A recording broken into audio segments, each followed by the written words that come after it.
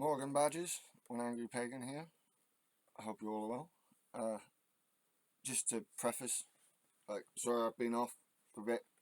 I was supposed to be back on properly, but I had a cough that would not go away, and abscess that popped up that's just gone. So I'm back, hopefully, properly now for the third time. Right,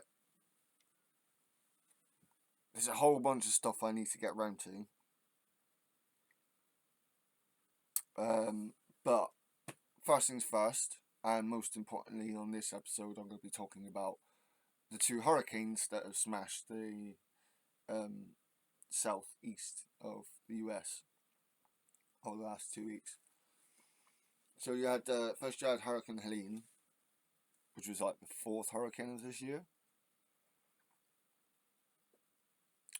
which affected all the way up to North Carolina. And then we had Hurricane Milton just recently, which smashed the other side of Florida, the western side of Florida.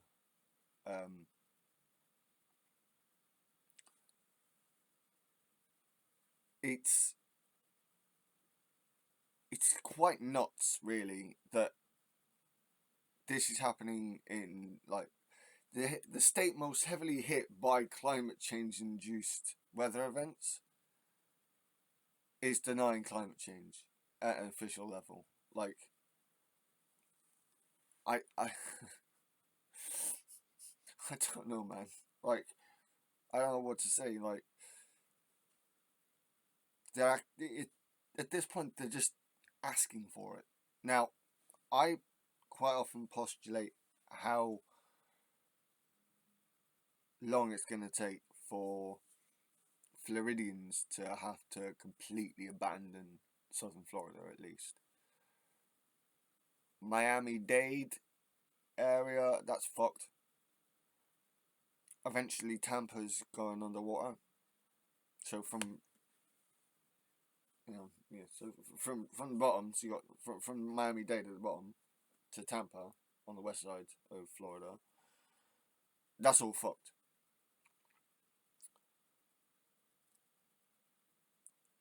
Now, what no one's really highlighting amongst all this is the environmental and ecological damage that's being done.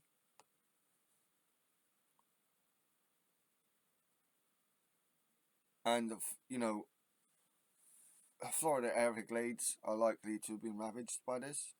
I mean, so something stupid like 9 to 19 tornadoes whipped up by this hurricane, by Hurricane Milton, I think. And some more before that by Hurricane Helene. This is insane. Quite literally, this is insane. But this is the world we're living in. Because our leaders decided not to take proper action.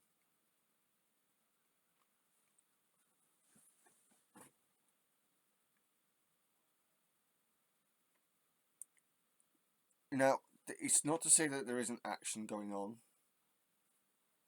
around the world. There is. There's plenty of it. There's plenty of projects. And there's many of them that are government backed in many countries, but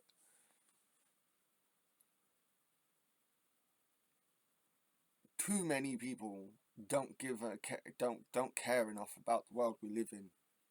They just want to get what they can get before they die. And I mean, the whole point, biological point of living is to make things so that so your offspring or those that come after you, whatever, are able to survive better.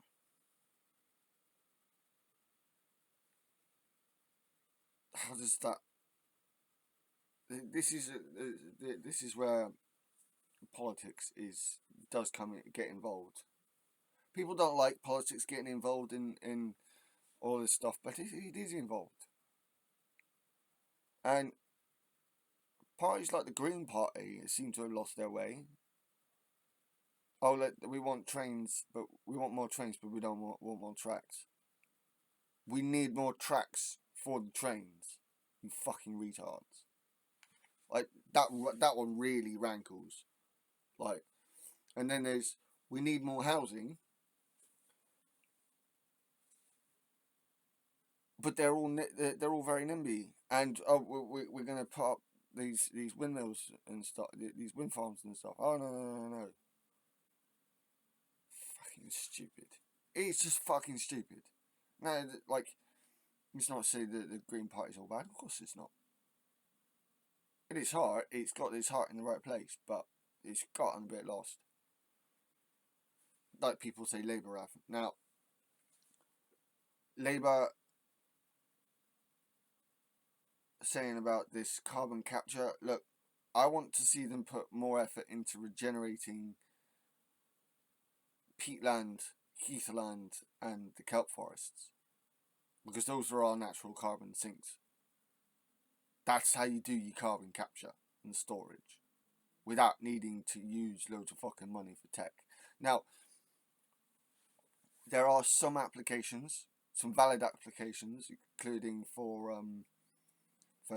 concrete, and considering that we're needing a lot of houses to be made, concrete's going to be we're going to need a fair amount of concrete, and if we can make concrete, making concrete net zero, essentially through carbon capture, that's a valid option. But in the whole, we want to be using the environment for carbon capture.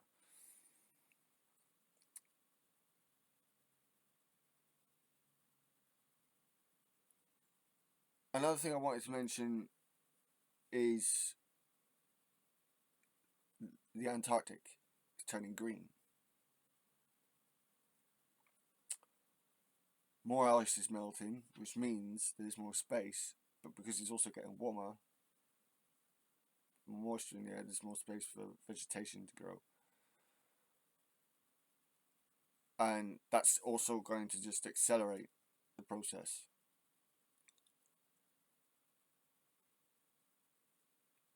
Permafrost is melting even faster than we thought than we initially thought it was. So yeah, like, in the next 25 years, just again going back to Florida as an example, most of that's going to be underwater. 25 years, and that's 5 years less than I've been alive. That's only 5 years less than I've been alive. I'd be 55 by the time Florida's underwater.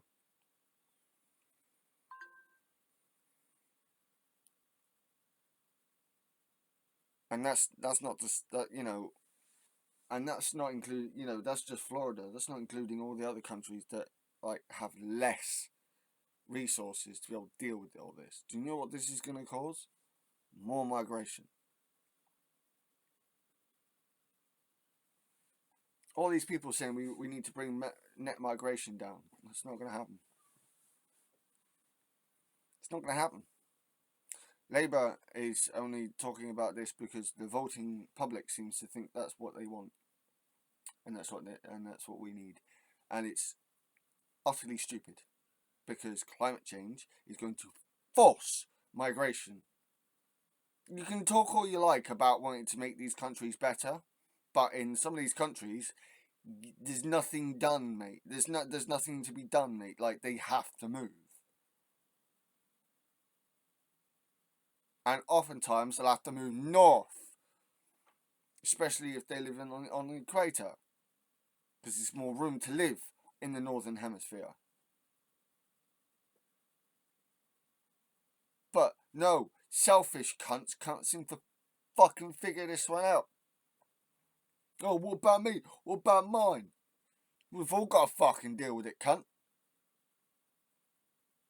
Sorry, like, it's one of those that drives me fucking mad. And again, that ignores, which you shouldn't, the effect on the environment and the ecosystems around us. Like, it's been noted that polar bears are moving southwards, and more marine life is able to move further north, further south into the polar regions because they're getting warmer. It's not just us ruining the mangrove swamps, but climate change. Extreme weather events are tearing up a lot of the mangrove swamps that are left as well. I mean, they can even smash up the coral reefs. Make a big enough storm, and with tidal waves and stuff. Like, that could break coral reefs.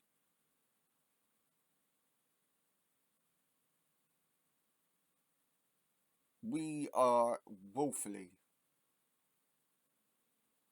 underprepared for what's to come, and I'm talking mentally. Forget about materially speaking from a Marxist perspective. Just psychologically, we are not prepared as a society. We're too comfortable, and there are going to be a lot of people that get insulted with me on that one. We're too fucking comfortable.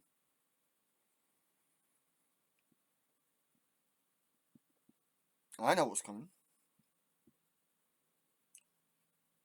I've seen I've studied what happened in the past on many occasions.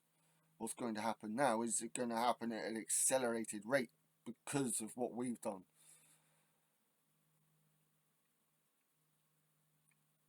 And it doesn't matter if we try to bring it down. Well, I mean, of course it matters if we try to,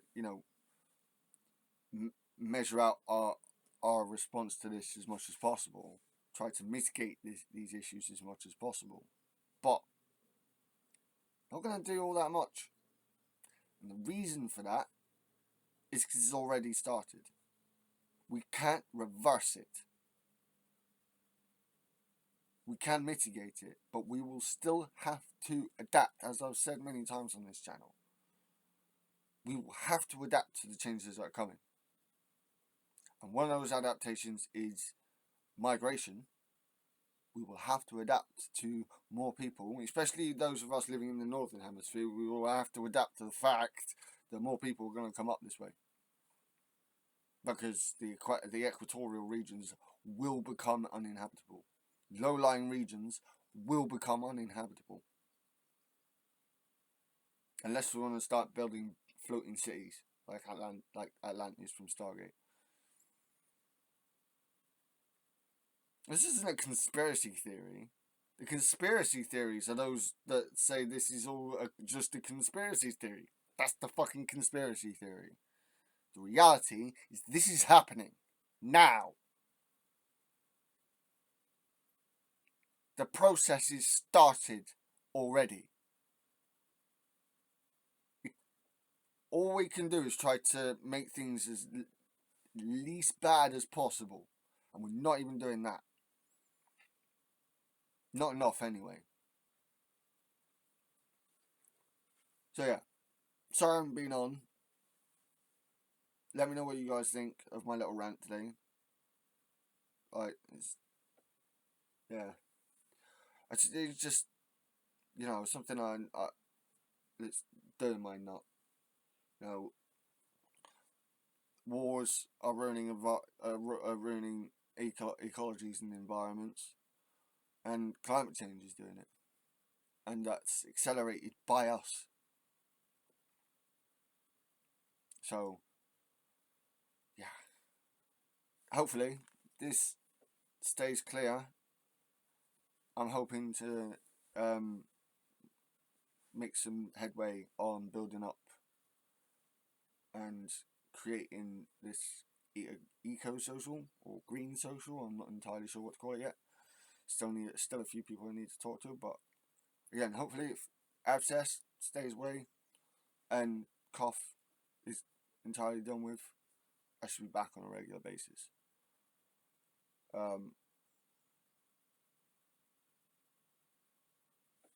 Just so you're warned, going forwards, like, if I concentrate, if I do videos on the wars, like on Israel and on Ukraine and Russia and Sudan and whatnot,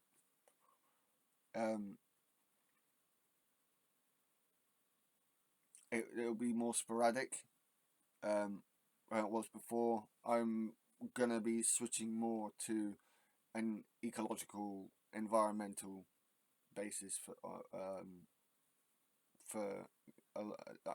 environmentalist angle going forwards, relying a bit more on my scientific knowledge and what I know, and what I've learned about the history of life on Earth and what that could tell us about what could happen going forwards. And I want to pick up more on what's happening now and what might happen going forwards when it comes to extreme climate events and stuff. This is in part to kind of get my mindset for that specific channel that I want to make. But again, I'm not quite there yet on exactly how I want to do this, and I've not spoken to everyone that I feel I need to speak to about this. So yeah, if you feel like I'm missing some things that I usually talk about on this channel, in the next going forwards, this is why I'm moving to a more environmentalist attitude or angle. But that doesn't mean I'm forgetting about everything. I mean, obviously, as I've said before, most things tend to connect with each other. So yeah, like I said, there still will be, the sociological, political stuff, but I want to dig more into the environmental stuff and the ecological stuff. So hopefully, the next video will be Envirovid and carrying on with the natural-based solutions stuff from the British Ecological Society. So, from me, from one angry badger, this has been One Angry Pagan. Blessed Thursday, guys, and my shield at your backs.